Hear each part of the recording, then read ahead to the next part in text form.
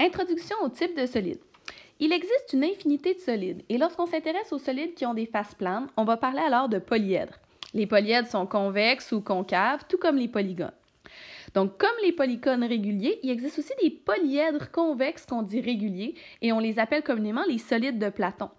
Les solides ont la particularité d'être formés uniquement avec des polygones réguliers du même type, donc de la même sorte.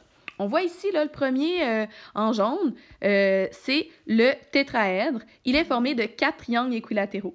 On voit aussi les 4 autres solides de Platon, donc le cube ou l'hexaèdre, formé de 6 carrés, l'octaèdre de 8 triangles équilatéraux, le dodécaèdre de 12 pentagones réguliers, et finalement l'icosaèdre avec 20 triangles équilatéraux. Donc, dans le cadre du cours, nous étudierons plus particulièrement 3 types de solides, c'est les suivants. Donc, pour commencer, le prisme droit.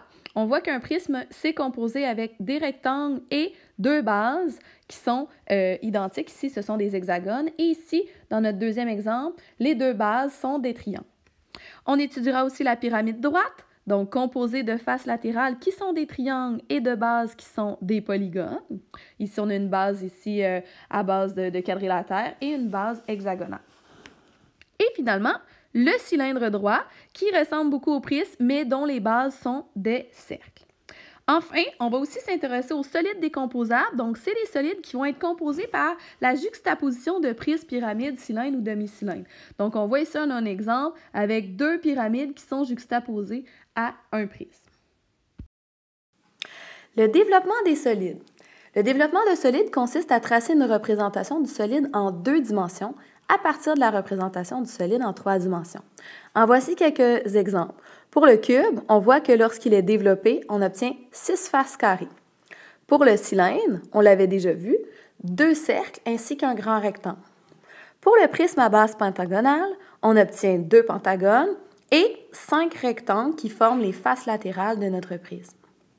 Finalement, la pyramide, ici, on voit qu'elle a un polygone régulier, un hexagone à sa base, ainsi que 6 faces latérales identiques triangulaires.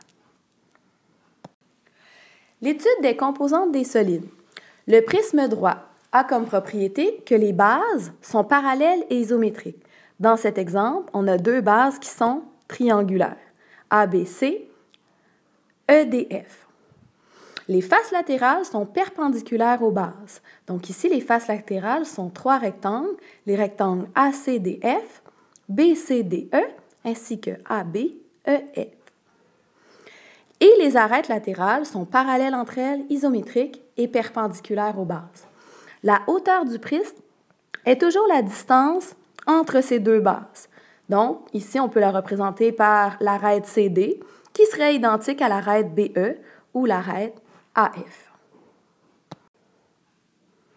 La pyramide est un solide délimité par un polygone appelé la base de la pyramide.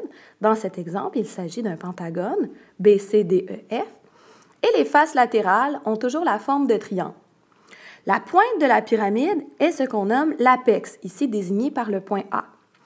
Les 3 segments qui sont tracés en couleur ont toutes des caractéristiques et des noms qu'il faut connaître. Le segment vert ici est ce qu'on appelle l'apothème de la pyramide. L'apothème de la pyramide nous permet de trouver l'aire latérale de la pyramide, c'est-à-dire l'aire des 5 triangles dans cette pyramide à base pentagonale.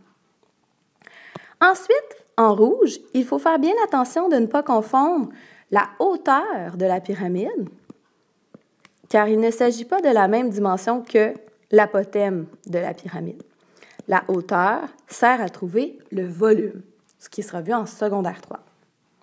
Finalement, en orange, le segment qui relie le centre du pentagone avec le centre du côté de manière perpendiculaire est ce qu'on appelle l'apothème de la base ou l'apothème du polygone régulier.